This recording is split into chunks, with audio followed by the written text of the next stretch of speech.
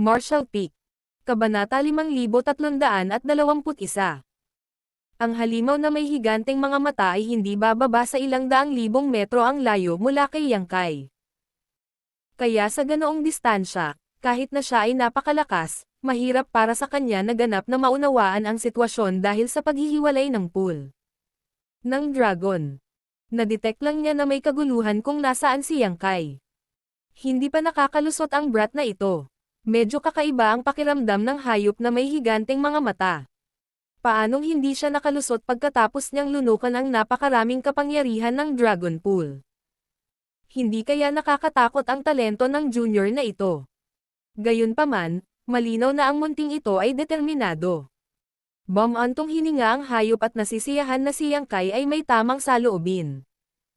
Hindi niya masisisi si Yangkay sa pagiging hindi sapat na talento. Lalaliman lang niya at bibigyan ang brat na ito ng puwang para pagyamanin. Kung tutusin, hindi niya kayang makipag-away sa isang brat dahil sa naiistorbo lang siya. Ang hayop na may higanteng mga mata ay hindi nilayon na tulungan si Yangkay. Ang tagumpay ng dragon ay higit na nakadepende sa kanilang sarili at hindi makakatulong sa mga tagalabas. Ang higanteng hayop ay tahimik na lumangoy pababa ng 100,000 metro hanggang sa wakas ay hindi na nito maramdaman ang mga kaguluhan sa itaas. Lumipas ang oras at makalipas ang 2 buwan, muling tumaas ang laki ng katawan ni Yangkay ng halos 10,000 metro. Ngayon ang kanyang dragon form ay halos 60,000 metro.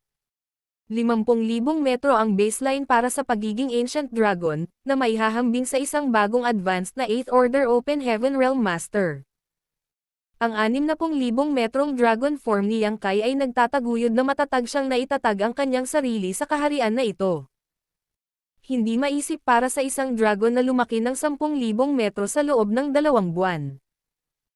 Kung talagang maaaring lumaki ang mga dragon sa ganoong bilis, magkakaroon sana ng nakakatakot na bilang ng mga sinaunang at divine dragon sa buong kasaysayan. Ang lahat ng ito ay dahil nagawa ni Yangkay na kainin ang napakalaking dami ng kapangyarihan ng Dragon Pool sa maikling panahon na iyon. At ito ay posible lamang sa tulong ng Great Sun at Moon Marks. Ang yin-yang power na naiwan ng Burning Light at Seren Glimmer ay mahalaga din dahil ito ay kumikilos tulad ng isang gilingang bato upang gilangin at dinalisayin ang kapangyarihan mula sa Dragon Pool. Upang mas madaling makuha ito ni Yangkay. Gayunpaman, napansin din ni Yangkay na habang umuunlad siya, mas nagiging mahirap itong pagbutihin. Noong una siyang pumunta rito, ang laki ng kanyang katawan ay maaaring tumaas ng ilang dose-dosenang hanggang mahigit 100 metro bawat araw, ngunit sa kasalukuyan, ito ay bumaba ng wala pang 100 metro bawat araw. Ang isang dahilan ay ang kanyang dragon vein ay mas malakas at mas dalisay, kaya ang parehong dami ng kapangyarihan ng Dragon Pool ay hindi nagawang pagandahin siya gaya ng dati. Ang pangalawa ay ang kapangyarihan ng Dragon Pool sa kanyang lokasyon ay muling naubos. Pagkatapos ng walang habas na pagkonsumo, ang kapangyarihan ng Dragon Pool ay mas manipis kaysa dati. Sa pagkakataong ito, hindi na hinintay ni Yangkay na tuluyang maubos ang kapangyarihan ng Dragon Pool. Sa sandaling naramdaman niya na ang kapangyarihan ay mas mahina kaysa dati, si Yangkay ay nagpatuloy pababa ng 100,000 metro. Muling nabalisa ang halimaw na may higanteng mga mata at galit na pinalabas ang butas ng ilong. Ano ang ibig sabihin nito? Sinasadya ba akong kulitin ng brat na iyon? Siya ay nagtaka. Makalipas ang 2 buwan, nakaramdam siya ng kaguluhan mula sa itaas. Parang bumaba na naman ang nakakainis na si Junior. Nagpasya siya na 3 beses ang limitasyon ng kanyang pagpaparaya. Isang panghihimasok pa sa kanyang teritoryo at mapipilitin siyang disiplinahin ang brat na iyon. Pagkalipas ng 2 buwan, muling tumangala ang halimaw na may higanteng mga mata, ngunit ngayon ay hindi siya nagalit at sa halip ay puno ng pagdududa habang muli niyang naramdaman ang paggalaw mula sa itaas. Naisip niya dati na ang mga paggalaw na iyon ay ginawa ng junior na iyon gamit ang Ancient Dragon Vein Tempering Art, ngunit ngayon ay parang may mali. Matapos ang napakahabang panahon, kung sino man ito ay dapat na nakamit na ang isang pambihirang tagumpay.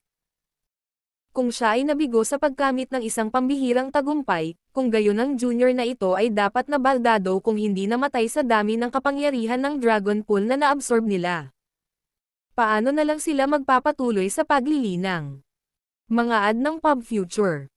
Ngayon ay kakaiba at kainahinala, inipon niya ang kanyang aura at tahimik na lumangoy pataas upang tingnan kung ano ang nangyayari. Hinahati ni Yang Kai ang kanyang atensyon sa pagitan ng paglamon sa kapangyarihan ng Dragon Pool kasama ang Great Sun and Moon Marks. At paglilinang ng Dao of Time gamit ang Bloodline Inheritance na kaka-unlock niya pa lang. Ang pangunahing dahilan kung bakit lumalalim si Yang Kai kada 2 buwan ay alam niya ang mga abala na idinudulot niya sa Grand Dragons at Young Dragons sa itaas. Ang kapangyarihan ng Dragon Pool ay tila bumubulusok mula sa ibaba hanggang sa itaas. Kaya kung maubos niya ang lahat ng kapangyarihan ng Dragon Pool kung nasaan siya, kung gayon ang mga Grand Dragon at Young Dragon sa itaas niya ay hindi makakapag-cultivate ng maayos. Kaya, kapag naramdaman niya na ang kapangyarihan ng Dragon Pool sa paligid niya ay humihina, siya ay bababa ng 100,000 metro. Kahit na kinakain niya ang lahat ng karne, ang pag-iwan ng sopas para sa iba ay magalang lamang. Kalahating taon na ang lumipas mula noong kanyang pambihirang tagumpay, at ang kanyang mga nagawa ay makabuluhan na. Ang kanyang dragon form ay tumaas ng halos 20,000 metro, sa kabuoang 67,000 metro.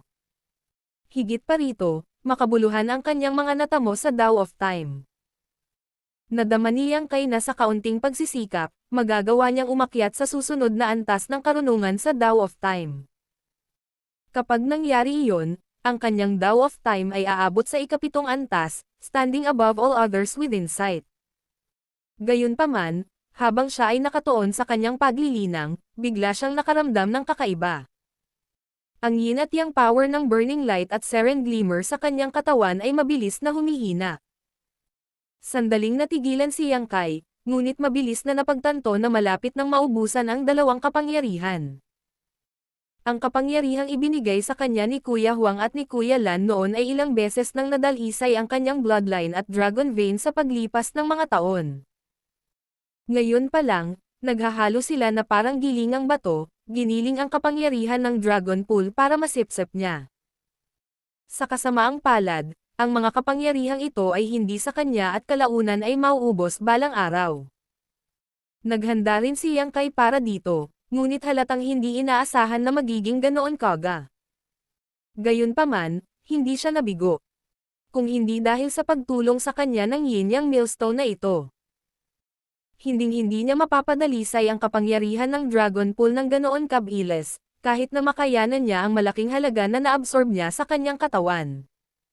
Hindi sana ganoon kabilis ang kanyang pag-unlad. Nakakuha na si Yang Kai ng sapat na benepisyo. Bago pumasok sa Dragon Pool, ang kanyang katawan ng Grand Dragon ay 35,000 metro lamang ang haba, ngunit makalipas ang 1 taon, lumaki siya sa 67,000 metro. Sa oras na ito, ang kanyang Dragon Vein ay naging walang katulad na dalisay.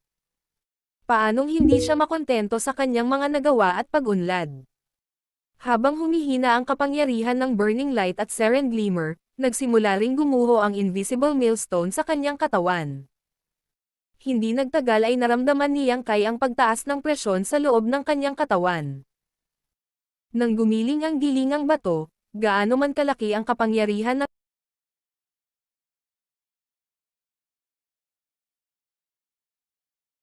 Nang gumiling ang gilingang bato, gaano man kalaki ang kapangyarihan ng Dragon Nang gumiling ang gilingang bato, gaano man kalaki Nang gumiling ang gilingang bato, gaano man kalaki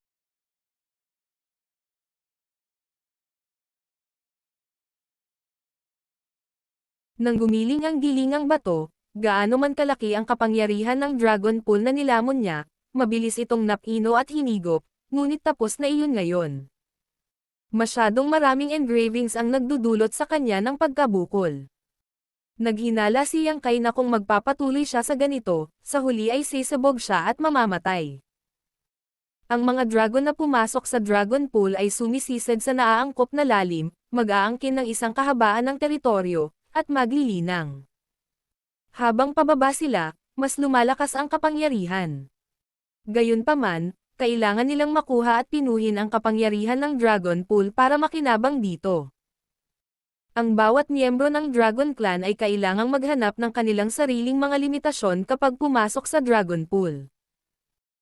Umasa si Yang Kai sa kapangyarihan ng Burning Light at Seren Glimmer upang baliwalain ang mga limitasyong ito at sumisid sa lalim na mahigit 1,000,000 metro na may maliit na sukat na 35,000 metro. Ang kapangyarihang ibinigay ni Kuya Huang at Kuya Lan sa kanya ay napakabilis na nabawasan, tulad ng isang arrow sa dulo ng paglipad nito. Kalahating oras lamang matapos mapansin ni Yang Kai ang lumiliit na pagbabalik, ang dalawang puwersa ay ganap na nawala ng walang bakas. Mga ad ng Pub Future. Galit na pinigilan ni Yang Kai ang Great Sun and Moon marks, ngunit kahit na ganoon ay nakaramdam siya ng matinding pressure. Ang kapangyarihan ng Dragon Pool na kusang sinisipsip niya noon ay parang isang malaking pasanin na halos hindi niya kayang labanan sa kapangyarihan mula sa kanyang Dragon Vein. Higit pa rito, ang pressure sa labas ay nagsisimula na ring makaapekto sa kanya dahil hindi niya maabsorb ang ambient power. Hindi na siya maaaring manatili pa sa ganitong kalaliman at baka may masamang mangyari sa kanya. Nang buo na ang kanyang isip, nagpa siya si Yang Kai na bumalik. Gayunpaman, nang imulat niya ang kanyang mga mata, nagulat siya. Nakatitig sa kanya ang dalawang malalaking mata, kumikinang at puno ng kuryosidad. Si Yang Kai ay 67,000 metro na ngayon ang haba. Na may malaking sukat, kaya kung naramdaman niyang napakalaki ng nilalang na nasa harapan niya, kung gayon ang tumitingin sa kanya ay tiyak na napakalaki. Agad na tumaas ang dragon pressure ni Yang Kai at muntik na niyang kumamo sa estranghero na nakatingin sa kanya. Gayunpaman, nagawa niyang magpigil sa huling sandali dahil nakikita niya ang nasa harapan niya ay isang malaking dragon head. Sa pagtingin sa likod ng dragon head, hindi niya makita ang katapusan ng nilalang na ito. Sa isang iglap, masasabi ni Yang Kai na ito ay isang sinaunang dragon, isang napakalakas na sinaunang dragon na may katawan na halos 100,000 metro. Kung ang sinaunang Dragon Realm ay nagsimula sa 50,000 metro, pagkatapos ay higit sa 100,000 metro ay natural na ang Divine Dragon. Nalaman kaagad ni Yang Kai kung sino iyon at nagtanong, Senior Fu Guang. Noong naging panauhin siya dati sa Phoenix Nest ni Huang Xiniyang, sadyang tinanong siya ni Yang Kai tungkol sa sitwasyon ng Dragon Clan. Walang nakitang dahilan si Huang Xiniyang para itago ang anuman sa kanya kung hindi confidential ang impormasyon. Ayon kay Xiniyang, mayroong isang Divine Dragon sa Dragon Clan, na siyang kasalukuyang clan head. Ang bilang ng mga sinaunang dragon ay dapat na higit sa 100, ngunit sila ay karaniwang naglilinang sa pag-iisa at hindi hayagang nakikita ng iba. Ang mga nanguna sa mga gawain ng Dragon Clan sa No Return Pass ay ang 3 sinaunang dragon na minsang binati ni Yang Kai. Kilala rin sila bilang 3 elder ng Dragon Clan. Ang 3 sinaunang dragon na iyon ay napakatanda at makapangyarihan, ngunit lahat sila ay naubos ang kanilang potensyal at kaya wala ng pag-asa na sila ay sumulong na maging mga Divine Dragon. Sa madaling salita, ang kanilang kasalukuyang lakas ay ang kanilang limitasyon at walang posibilidad na sila ay sumulong pa. Gayunpaman, sa mga miyembro ng Dragon Clan, mayroong isang sinaunang dragon na naabot ang pinakamataas na limitasyon ng kanyang kasalukuyang kaharian ngunit hindi naubos ang kanyang potensyal at sa gayon ay nagkaroon ng pag-asa na makalusot upa nang maging isang Divine Dragon. Fu Guang. Mahigit 5,000 taon na ang nakalilipas, naabot na ni Fu Guang ang mga limitasyon ng sinaunang Dragon Realm at pagkatapos ay pumasok sa retreat na malalim sa Dragon Pool. Hindi na siya nakita simula noon. Ayon kay Xiniyang, si Fu Guang ay maaaring maging isang Divine Dragon at lalabas mula sa pool, o mamatay sa kailaliman ng Dragon Pool. Kung siya ay namatay, ang kanyang Dragon Force ay tatakas sa Dragon Pool, na nag-iiwan ng isang pamana para sa mga susunod na henerasyon. Kung walang ganoong determinasyon, ang isang sinaunang dragon na nagtatangkang gumawa ng huling tagumpay ay hindi madaling makapasok sa Dragon Pool. Sa buong kasaysayan, Ang Dragon Clan ay mayroong maraming ancient dragons na namatay sa Dragon Pool nang hindi lumalabas dito. May tsismis na maraming dragon bones ang nakabaon sa pinakamalalim na bahagi ng Dragon Pool. Siyempre, si Siniyang ay bahagi ng Phoenix Clan at hindi makasigurado tungkol dito, gayunpaman, lahat sila ay nanirahan sa No Return Pass kaya normal na magkaroon ng kaunting pagkakaunawaan sa isa't isa. Si Fu Guang ay umaatred sa kailaliman ng Dragon Pool sa loob ng 5,000 taon. Walang nakakaalam kung ano ang kanyang ginagawa, tanging siya ay buhay pa. Wala pa ring 5,000 taon para sa isang miyembro ng Dragon Clan. Ang mga dragon ay may napakahabang haba ng buhay, kaya ang 5,000 taon ay itinuring na maikli kapag ang buhay ng higit sa 50,000 taon ay ibinigay. Higit pa rito, sa tuwing magbubukas ang Dragon Pool, imposible para sa mga susunod na henerasyong miyembro ng Dragon Clan na bumaba kahit malapit sa kung saan si Fu Guang ay nagtago, kaya wala sa kanila ang nakakaalam kung ang kanyang pag-urong ay maayos. Gayunpaman, para manatili siya sa kailaliman ng Dragon Pool sa loob ng 5,000 taon, malinaw na hindi madali sa kanya ang pag-unlad. Nang lumitaw ang isang sinaunang dragon, na malapit ng maging banal na dragon, sa lalim na ito ng Dragon Pool, tiyak na nahulaan ni Yang Kai ang kanyang pagkakakilanlan. Ito ay isang puting dragon, at kahit nasa kalaliman na ito sa Dragon Pool, mahirap itago ang dalisay nitong kaluwalhatian. Ang bagamat ang Ancient Dragon ay hindi nagbigay ng anumang dragon pressure, si Yang Kai ay nakaramdam ng pagkakirot sa pamamagitan lamang ng pagtitig sa mga matang iyon. Kahit na ang kanyang source ay mas mababa kaysa kay Yang Kai, ang bloodline ng Ancient Dragon na ito ay mas malakas kaysa sa kanya. Bahagyang tumango si Fu Guang at nagtanong, "Saang pamilya ka nagmula?" Ang Dragon Clan ay nahahati sa 3 pamilya, ang Fu, Zhu, at Ji. Ang bloodline ng Dragon Clan ay ipinagpapatuloy ng 3 pamilyang ito. Kaya naman nagulat si Fu Guang na hindi niya naramdaman ang bloodline na aura ng alinman sa 3 pamilyang ito mula sa batang ito. Bukod dito, kung hindi siya nagkakamali, noong una niyang nakita ang batang ito, ginagamit niya ang Ancient Dragon Vein Tempering Art, na nangangahulugang hindi pa siya Ancient Dragon. Sa malapit na pagmamasid, ang batang ito ay isa ng halos 70,000 metro ang haba na sinaunang dragon. Ito ay simpleng hindi maisip para sa isang dragon na magkaroon ng napakalaking pagpapabuti sa wala pang 1 taon. Kahit na para sa isang taong may likas na kakayahan tulad ng kanyang sarili, imposibleng magkaroon ng gayong tagumpay. Sa buong kasaysayan, walang dragon na lumaki ng napakabilis. Ito ay ganap na lampas sa kakayahan ng Dragon Clan na maunawaan kung paano ito magagawa. Habang nagtatanong, hindi sinasadyang tumingin si Fu Guang sa 2 Dragon Claws sa harapan ni Yang Kai. Nang mapansin niya ang Great Sun and Moon marks, napagtanto niya na dapat ay may kinalaman sila sa mabilis na paglaki ng junior na ito at sa napakalaking pagkonsumo ng kapangyarihan ng Dragon Pool. "Senior, hindi ako dragon ng No Return Pass." Dahil sigurado siya na ang sinaunang dragon na nauna sa kanya ay si Fu Guang, walang dapat ikatakot si Yang Kai. At least, hindi siya aatake ng walang dahilan. "Hindi ka dragon ng No Return Pass." Bahagyang nagulat si Fu Guang habang patuloy siyang nagtanong, "Bumalik ka ba sa iyong pinagmulan mula sa labas upang magbigay galang sa iyong mga ninuno?" Umiling si Yang Kai at nagpaliwanag, "Hindi. Ako ay tao. Nagkataon lang na nagkaroon ako ng pagkakataon na pinuhin ang isang dragon source at umaban para maging ancient dragon. Sa prosesong iyon, nalinis ang bloodline ko." Lalong nagulat si Fu Guang at napabulalas, "Tao. Ang ilang matigas ang ulo na matandang kambing ay talagang pumayag na pasukin ka sa Dragon Pool." Halatang alam niya ang tigas ng ulo ng mga sinaunang dragon na iyon. Ang Dragon Pool ay mahalaga sa pagkakaroon ng Dragon Clan, kaya walang sino man ang karapat-dapat na pumasok dito maliban sa mga pure-blood na dragon. Iniisip niya kung ano ang iniisip nila para hayaan ang isang tao na makapasok sa Dragon Pool.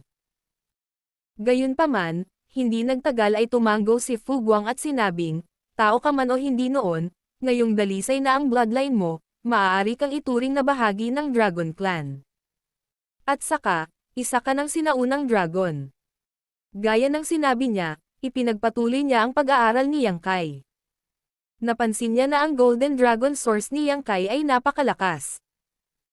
Kung hindi siya nagkakamali, ito ay dapat na ang maalamat na pinagmulan na nawala sa lahat ng mga taon na ang nakalipas. Hindi nakakagulat na ang mga matigas ang ulo na matandang kambing na iyon ay handang pasukin siya sa Dragon Pool.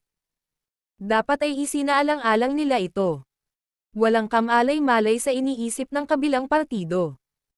Ngunit natigilan si Yang Kai nang marinig niya ang sinabi ni Fu Guang at sinabing may halong pagkadismaya, oo, ang junior na ito ay bahagi na ng Dragon Clan. Bahagyang natawa si Fu Guang at nagtanong, ano ang problema? Nag-aatubili ka bang talikuran ang pagiging tao? Tumanggo si Fu Guang at sinabing, bagaman ang isang tulad mo ay napakabihirang, may ilang naitala sa kasaysayan ng aking Dragon Clan. Hindi ko maintindihan ang nararamdaman mo dahil walang downside sa pagiging bahagi ng Dragon Clan. Kung ikukumpara sa iba sa katumbas na kaharian, ang mga dragon ay mas malakas kaysa kay tao. Talas talaga ang paningin ni Senior. Galing talaga sila sa dalawang senior na iyon. Hindi nagulat si Yang Kai, dahil nakikilala ni Huang Xiniyang ang pinagmulan ng dalawang marka sa isang sulyap, walang dahilan kung bakit hindi nalaman ni Fu Guang.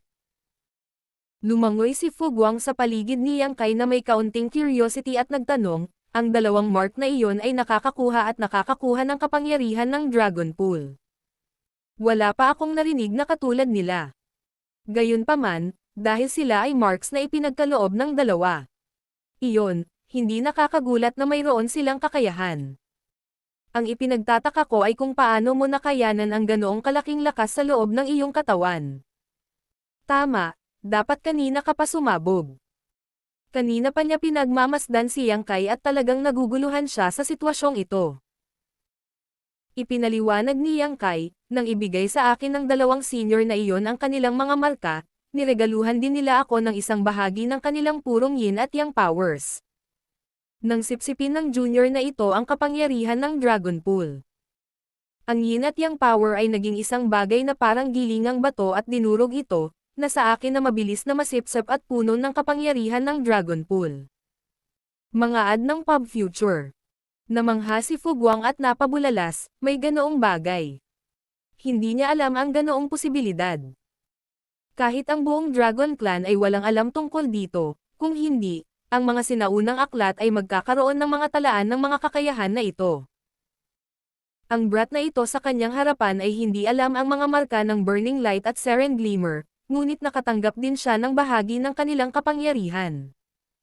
Ibig sabihin, mataas ang tingin nila sa kanya. The Burning Light at Seren Glimmer ay hindi kailanman magbibigay ng kanilang kapangyarihan sa iba ng basta-basta. Hindi bababasa, si Fu Guang ay hindi pa nakarinig ng sino mang may ganoong pagkakataon noon. Halika, halika, buhayin muli ang dalawang mark na iyon, sabi ng tanong ni Fu Guang. Mabilis na umiling si Yang Kai at sinabing, Senior, sa kasamaang palad, naubos na ng junior na ito ang yin at yang powers ng dalawang iyon. Kung kukuha pa ako ng kapangyarihan ng Dragon Pool, hindi ko na ito kakayanin. Anong kinakatakutan mo? Gawin mo lang ang sinasabi ko. Nandito ako at aalagaan ka. Nagsalita si Fu Guang ng buong kumpiyansa, na parang gusto niyang bigyan ng katiyakan si Yang Kai at hayaan siyang kumilos ng buong tapang. Si Yang Kai ay nalilito sa kung ano ang gagawin at tungkol sa kung ano ang intensyon ni Fu Guang. Gayunpaman, kung isasaalang-alang na si Fu Guang ay malapit ng maging isang Divine Dragon, tiyak na hindi siya katugma kung ang mga bagay ay mawawala sa kamay. At saka, baliwala lang kung ipinakita lang niya ng kaunti ang kakayahan ng dalawang mark para makita ni Fu Guang. Dahil doon, tumanggo si Yang Kai at sinabing, kung ganoon, ipapakita sa iyo ni Junior kung paano sila gumagana. Pagkatapos ay na-activate niya ang Great Sun and Moon mark sa kanyang dalawang Dragon Claws. Sa sandaling lumiwanag ang mga marka, sinimulan nilang sipsipin ang mayamang kapangyarihan ng Dragon Pool mula sa nakapalibot na lugar. Handang huminto si Yang Kai sa isang sandali dahil wala na sa kanya ang Yin Yang Millstone. Talagang hindi niya nakayanan ang sobrang lakas ng Dragon Pool na pumasok sa kanyang katawan. Gayunpaman, tulad ng pag-activate niya sa dalawang marks, ginawa ni Fu Guang ang kanyang hakbang. Ang kanyang halos 100,000 metrong dragon form ay nag-vibrate kaagad at ang kanyang dragon scales ay tumayo. Habang ginagawa niya iyon, ang dragon body ni Fu Guang ay biglang naging parang isang napakalalim na kailaliman, na baliw na nilalamon ang kapangyarihan ng papasok na dragon pool. Naramdaman ang pag-ungol ng kanyang dragon vein at ang kanyang mga buto ng malakas, nagliwanag ang mga mata ni Fu Guang. Si Yang Kai ay hindi nakakaranas ng labis na pressure. Dahil halos 80% ng kapangyarihan ng Dragon Pool na nakuha ng Great Sun and Moon Marks ay hinarang ni Fu Guang, na nag-iiwan ng 20% lamang upang makapasok sa katawan ni Yang Kai. Bagamat medyo hindi pa rin ito komportable para kay Yang Kai, nasa loob niya ito ng kakayahang magparaya. At least hindi na siya malalagay sa panganib na mamatay. Sinabi ni Siniyang na si Fu Guang ay umaatras sa kailaliman ng Dragon Pool sa loob ng 5,000 taon.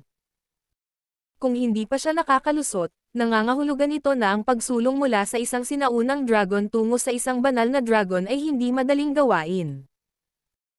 Kung matutulungan siya ni Yang Kai na makamit ang isang tagumpay, ito ay isang napakalaking pabor, hindi lamang para kay Fu Guang mismo, kundi sa buong Dragon Clan.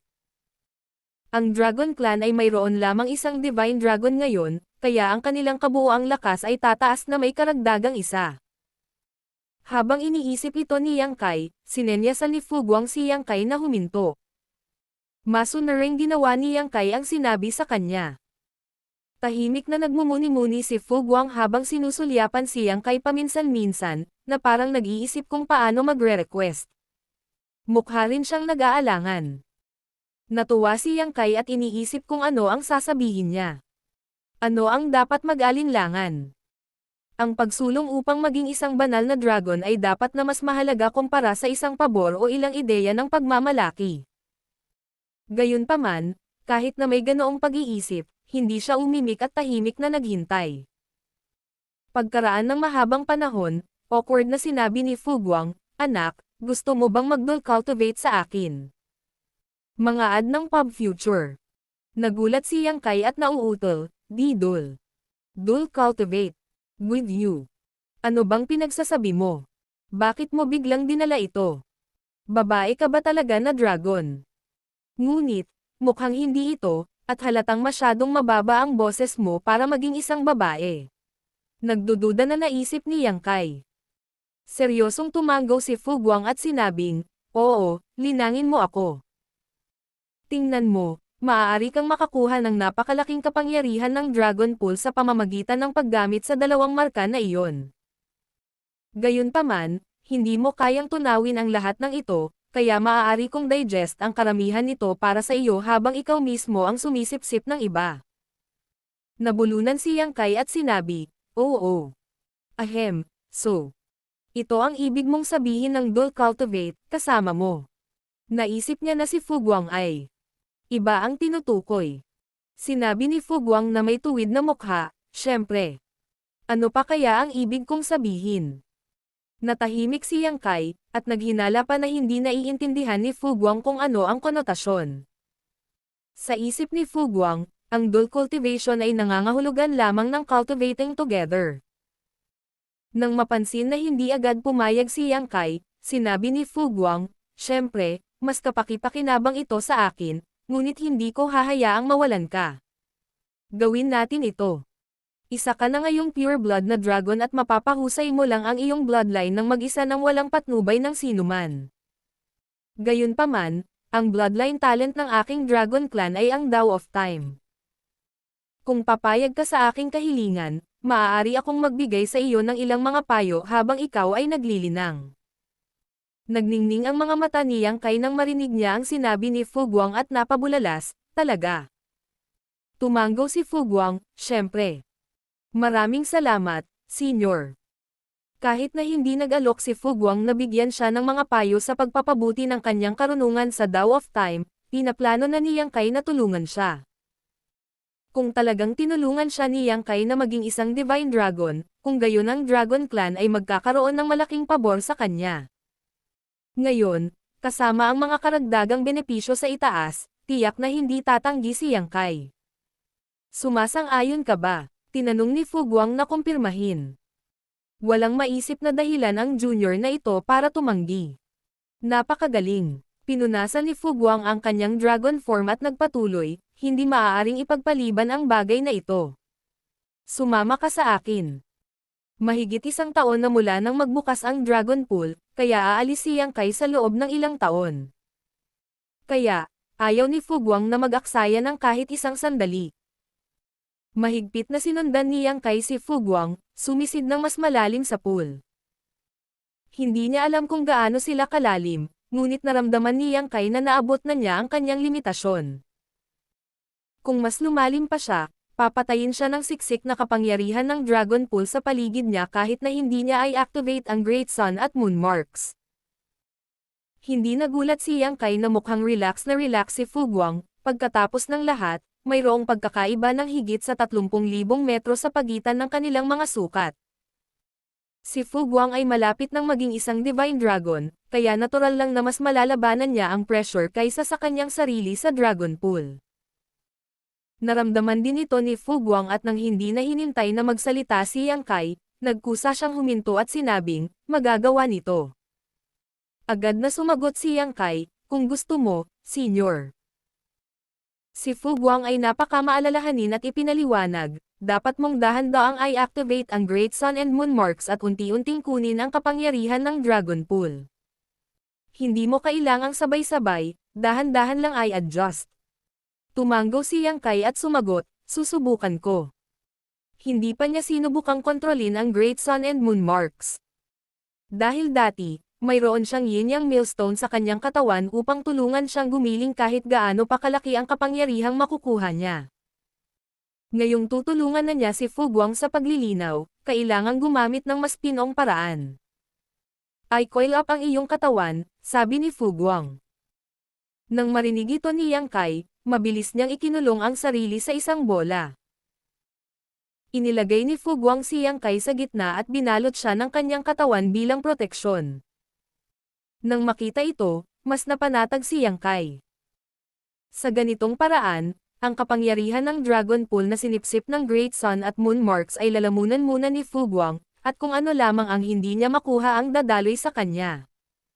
Kaya, ang kaligtasan ni Yang Kai ay garantisadong. Ang Great Sun and Moon Marks ay na-activate at ang kapangyarihan ng Dragon Pool ay nagsimulang umikot sa kanilang paligid.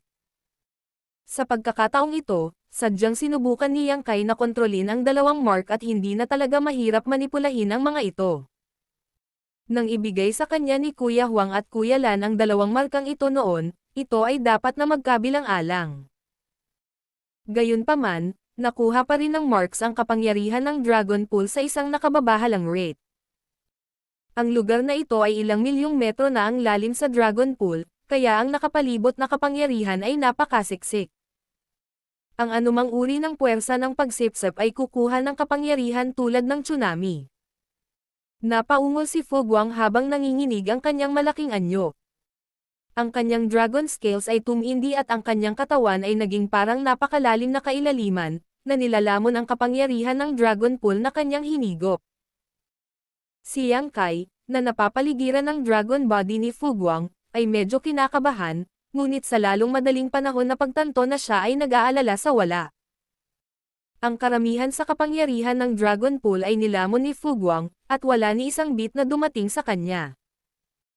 Nang makita ito, unti-unting pinalakas ni Yang Kai ang kapangyarihan ng marks, at mas marami ang nakuha ng kapangyarihan ng Dragon Pool. Dahan-daang pinataas ni Yang Kai ang suction force ng marks hanggang sa maabot niya ang humigit kumulang 70% ng maximum nang maramdaman niya ang ilang kapangyarihang umaapaw sa kanya. Nangangahulugan din iyon na si Fu Guang ay nasa limitasyon kung gaano karami ang maaari niyang makuha. Iminuwestro niya si Yang Kai, na mas naunawaan at mas pinalakas ang kapangyarihan ng mga marka. Sa pakikipagtulungan ni Fu Guang, ang sobrang kapangyarihan ng Dragon Pool na dumaloy kay Yang Kai ay nilamon at napino niya. Parehong sina Yang Kai at Fu Guang ay tahimik na umaangkop sa kasalukuyang presyo ng papasok na kapangyarihan. Nalaman ni Yang Kai na kung wala ang Burning Light at Seren Glimmers Yin Yang Millstone para tulungan siya, hindi niya mapadalisay ang lahat ng kapangyarihan ng Dragon Pool na nakuha niya at ang malaking bahagi nito ay dumaan lamang sa kanyang mga pores at bumalik sa Dragon Pool. Dati, gamit ang Yin Yang Millstone, gaano man kalakas ang Dragon Pool na nakuha niya sa kanyang katawan, mabilis itong napino ni Yang Kai at wala ni isang patak na natitira. Ito rin ang dahilan kung bakit siya ay nakapag-advance para maging isang Ancient Dragon ng napakabilis at lumaki sa isang shock 67,000 meters sa isang session. Ang link sa pinagmulan ng impormasyong ito ay nasa N0V3 pounds. Ngayon, nang wala ang gilingang bato na iyon, sa wakas ay naramdaman ni Yang Kai ang kahirapan ng paglilinang at paglusob ng isang dragon. Hindi nakapagtataka na hindi nakamit ni Fu Guang ang isang pambihirang tagumpay kahit na manatili sa kailaliman ng Dragon Pool sa loob ng 5,000 taon. Kung siya, bilang Ancient Dragon na may taas na 67,000 metro ay nahihirapan na, hindi na kailangang banggitin si Fu Guang, na isang hakbang na lang mula sa pagiging isang Divine Dragon. Hindi alam ni Yang Kai kung ang pagtatangkang ito ay makakatulong kay Fu Guang na malagpasan ang kanyang bottleneck, gayunpaman. Dahil ginawa ni Fu Guang kung paano, magagawa lamang niya ang kanyang makakaya at ipaubaya ang natitira sa tadhana. Hindi tulad ng kasalukuyang nakaka-relax na sitwasyon ni Yang Kai, mas matindi ang paglamon ni Fu Guang sa kapangyarihan ng Dragon Pool. Naririnig pa ni Yang Kai ang Dragon Vein sa loob ng Fu Guang na umaatungal na parang ilog. Bukod doon, ang katawan ng huli ay paminsan-minsan ay mabibiyak at ang Dragon Blood ay bumubulwak kung saan-saan. Malinaw na ito ang resulta ng pressure na kanyang nararanasan. Bagamat siya ay mukhang miserable, ang espiritu ni Fu Guang ay lumitaw na buo yan, ngunit hindi ito maaaring makatulong. Bago pumasok si Yang Kai sa Dragon Pool, sinubukan din niyang gamitin ang Ancient Dragon Vein Tempering Art, na kumukuha ng maraming kapangyarihan ng Dragon Pool hanggat hindi maaaring gamitin ang pressure para makalusot sa sarili niyang mga tanikala. Gayunpaman, sa loob ng 5,000 taon na ito, kaunting pag-unlad ang nagawa. Tila ang kanyang katawan ay umabot na sa limitasyon at imposibleng umaban pa upang maging isang Divine Dragon. Marami siyang pinag-isipan sa loob ng 5,000 taon na ito. Ang sinaunang paraan ay talagang lubos na kapakipakinabang sa mga tuntunin ng pagpino sa kanyang Dragon Vein.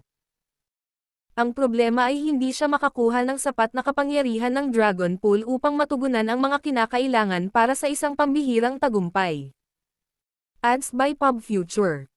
Kaya naman pagkatapos niyang makita ang Great Sun and Moon Mark sa Yang Kai Dragon Claws, nagsimulang isipin ni Fu Guang na kung matutulungan siya ni Yang Kai na makuha ang napakalaking kapangyarihan ng Dragon Pool, maaari siyang magkaroon ng pagkakataon na makamit ang isang pambihirang tagumpay. Ang dalawang marka ay napatunayang mas masama sa pagguhit sa kapangyarihan ng Dragon Pool kaysa sa Ancient Dragon Vein Tempering Art na ginagamit niya. Dati, habang naglilinang, malabo na naramdaman ni Fu Gui ang kanilang banayad na pagbabago sa kanyang Dragon Vein kaya alam niyang gumagana ito. Bagamat hindi siya makakita ng anumang mga palatandaan ng tagumpay, anumang pagbabago ay mas mahusay kaysa sa wala. Ang tanging takot niya ay walang nagbago. Ngayon, gayunpaman, ang mga pagbabago ay mas kapansin-pansin. Kung magtagumpay siya sa pagkakataong ito, ang buong Dragon Clan ay maaaring maging mas maunlad sa hinaharap. Mula noong sinaunang panahon, ang Dragon Clan ay gumawa ng maraming sinaunang dragons, gayunpaman, kakaunti ang mga Divine Dragon. Walang higit sa 3 sa parehong panahon na may dahilan para dito na ang huling ay napakahirap na tagumpay. Kung si Fu Guang ay maaaring magtagumpay at maging isang banal na dragon gamit ang bagong pamamaraang ito. Ngunit sa susunod na pagkakataon na ang isang sinaunang dragon ay nais na makalusot upang maging isang banal na dragon, maaari lamang silang tumulong kay Yang Kai. Kung magiging maayos ang lahat, ang bilang ng mga Divine Dragon sa Dragon Clan ay maaaring makamit ang mga bagong taas.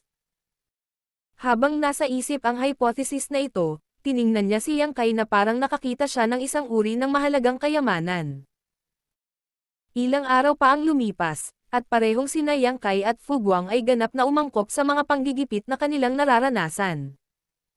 Biglang ibinuka ni Fu Guang ang kanyang bibig at iniluwa ang kanyang sariling dragon bead.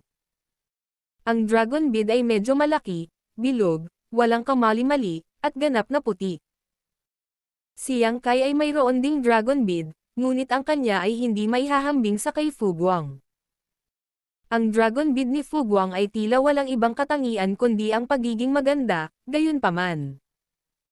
Nararamdaman ni Yang Kai ang pagwasak ng langit at ang kapangyarihang dumurog ng lupa na nasa loob nito. Ito ang resulta ng Dragon Force ni Fu Guang. Para sa mga dragons, ang kanilang dragon bead ay parang monster core ng Monster Beast, ang pundasyon ng kanilang pag-iral. Ito rin ang kanilang trump card kapag kaharap ang isang malakas na kalaban. Sa mga oras ng desperasyon, maaaring kunin ng dragon ang kanilang dragon bead para salakayin ang kaaway. Siyempre, may malaking panganib na kasangkot sa paggawa nito, kaya naman hindi ipatawag ng Monster Beast ang kanilang monster core maliban kung desperado, lalo na ang isang marangal na dragon. Ginawa ito ni Yang Kai ng isang beses upang patayin ang Zufang Territory Lord. Ngunit ang isang pag-aaway na iyon ay nagresulta sa pagkasira ng kanyang dragon bead, at kung wala ang tulong ni Kuya Huang at ng kapangyarihan ni Kuya Lan, aabutin siya nito ng daan-daan. Kung hindi libu-libong taon para makabawi. Hindi niya alam kung ano ang ginagawa ni Fu Guang sa biglaang pagluwa ng kanyang dragon bead sa oras na ito, gayunpaman. Sa lalong madaling panahon ay malinaw na ganito ang pinaplano ng huli na gabayan siya kung paano mas mahusay na makabisado ang Dao of Time. Bantayan mong mabuti. Habang sumisigaw si Fu Guang, nagsimulang umikot ang Dragon Bead. Mula sa Dragon Bead na iyon, lumabas ang purong Dragon Force at bumuo ng layer ng haze sa paligid ng butil. Kasabay nito, nagsimula ring mag-transform ang walang kamali-mali na puting Dragon Bead. Hindi nagtagal ay naging iba't ibang kulay ang puting dragon bead at naging pockmark ang buong dragon bead. Hindi lang iyon, ang dragon bead ay tila may kakaibang kapangyarihan na lumalabas sa loob nito. Nanlaki ang dragon eyes ni Yang Kai habang nakatitig sa eksenang ito, at hindi nagtagal ay nabigla siya. Ang nakita niya ay hindi na isang dragon bead, kundi isang universe world. Ang haze ng Dragon Force ay ang hadlang sa paligid ng universe world. Ito ay isang bagong panganak na walang buhay na universe world. Ngunit sa convergence ng powers of the seven elements, isang pagbabago ang nagsimulang maganap at ang baog na universe world ay unti-unting nagbago. Sa una, lumitaw ang isang karagatan. Pagkatapos ay nagsimulang kumalat ang ilang berde sa paligid. Ang orihinal na puting dragon bead ay naging berde at asol. Ang aura ng buhay ay dahan-daang lumitaw sa dagat, at hindi nagtagal ay kumalat sa lupa. Ang mga unang buhay ay napakarupok at hindi makatiis ng anumang kaguluhan. Ang pinakamaliit na panghihimasok at ito ay nabaybay ng kapahamakan para sa kanila.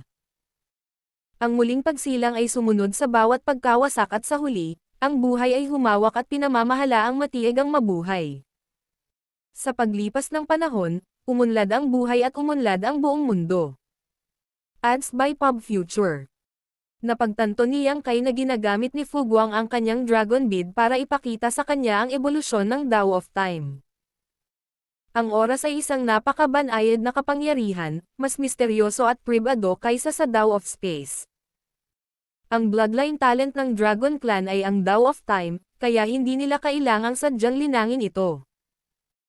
Kapag ang bloodline ng dragon ay naging dalisay sa isang tiyak na antas, ang pamana na nakatago sa kaibuturan ng kanilang bloodline ay madyay gising. Gayunpaman, napakahirap para sa isang dragon na makabisado ang kapangyarihang ito. Hindi alam ni Yang Kai ang tiyak noon, ngunit ngayon ay kailangan niyang aminin na ang kanyang kakayahang linangin ang Dao of Time ay nauugnay sa kanyang dragon bloodline. Kung hindi makatuwiran para sa kanya na makultivate ang Dao of Time habang bihasa sa Dao of Space. Ngayon siya ay isa na ngayong ancient dragon at ang kanyang dragon vein ay napakalinis, kaya ang kanyang bloodline talent ay nagising. Ang kailangan lang ay pahusayin niya ang sarili niyang pangunawa sa Tao of Time. Ang pagpapakita ni Fu Guang ay lubos na nakabawi para dito. Siya ay isang sinaunang dragon na isang hakbang na lang mula sa pagiging isang divine dragon. Kung titingnan ang buong Dragon Clan, masasabing bukod sa kasalukuyang Dragon Clan Head, siya ang pinakamakapangyarihan. Sa tulong ng sarili niyang Dragon Bead, ipinakita ni Fu Guang ang mga kababalaghan ng Tao of Time para kay Yang Kai, nang hindi isinasaalang-alang kung gaano kalaki ang kanyang lakas na naubos niya mula sa kanyang source. Ito ay isang pagkakataon na hindi lamang maaaring magkaroon ng sinuman. Kahit si Fu Guang ay hindi makakagawa ng ganoong bagay kung hindi siya humiling ng tulong kay Yang Kai. Ang isip at kaluluwa ni Yang Kai ay ganap na nasisipsip ng Dragon Bead. Para bang nasa loob siya nito, nararanasan ang lahat ng kababalaghan ng Tao of Time. Para siyang hinihigop at hindi na maramdaman ang paglipas ng oras sa labas ng mundo. Ang bawat sandali ay parang 10,000 taon. Nawala ang buong buhay ng mga nilalang sa mundo bago gumuho ang universo sa isang marahas na pagkabigla at naging isang walang laman na itim na kailaliman. Sa wakas ay kumislap ang mga mata ni Yang Kai at nanambalik ang kailanawan ng kanyang isip. Nakita niyang nilunok ni Fu Guang ang kanyang Dragon Bead pabalik sa kanyang bibig at tumingin sa kanya ng may kakaibang ekspresyon. Ang orihinal na akala ni Fu Guang ay mababaw lamang ang pagkamit ni Yang Kai sa Tao of Time, gayunpaman. Nang ang isip at soul ni Yang Kai ay nahuhulog sa kanyang Dragon Bead, napagtanto ni Fu Guang na may mali. Ang mga natamo ng batang ito sa Tao of Time ay hindi gaanong mababa. Sa katunayan, naiintindihan niya na ang mga prinsipyo ng panahon na maaaring manipulahin ni Yang Kai ay napakalakas at malalim. Bukod kay Fu Guang, ang tanging maihahambing ay ang Clan Head at ang 3 Elder Ancient Dragons. Tulad ng para sa iba pang mga Ancient Dragons, lahat sila ay malamang na mas mababa sa batang ito. Higit pa rito, malinaw niyang naramdaman na ngayon ay umabant na ng panibagong antas ang karunungan ni Yang Kai sa Tao of Time. Paano ito? Tanong ni Fu Guang. Dahan-daang natauhan si Yang Kai at sinabing may pasasalamat, maraming salamat, sa iyong paggabay, Senior. Tama ang pakiramdam ni Fu Guang. Si Yang Kai ay talagang gumawa ng isa pang hakbang pasulong sa kanyang karunungan sa Tao of Time, na umabot sa antas, standing above all others within sight. Ang pinakahalatang pagbabago ay ang bilis ng daloy ng oras sa kanyang maliit na universo. Dati, ang bilis ng oras sa kanyang maliit na universo ay 4 na beses na mas mabilis kaysa sa labas ng mundo. Ngayon, 5 beses na mas mabilis. Ang mas mabilis na daloy ng oras sa kanyang maliit na universo ay bumababa na ang mga nabubuhay na nilalang sa kanyang maliit na universo ay maaaring lumampas ng mas mabilis habang ang mga spirit herbs na itinanam sa kanyang maliit na universo ay maaari ding mani ng mas madalas. Higit sa lahat, mas mabilis na maipan ang sariling pamana ni Yang Kai.